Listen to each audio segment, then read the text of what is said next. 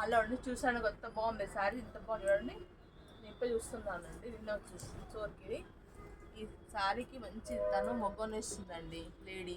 ఎంత బాగుంది చూడండి. ఇది మంచి కలంకారీ, ప్యూర్ కలంకారీ అనేది శారీ మీద మొగ్గను వేస్తుంది లేడీ. మంచిది చూడండి, గుడిసే మంచి పూలు మొత్తం తెంచుతుంది వీళ్ళు.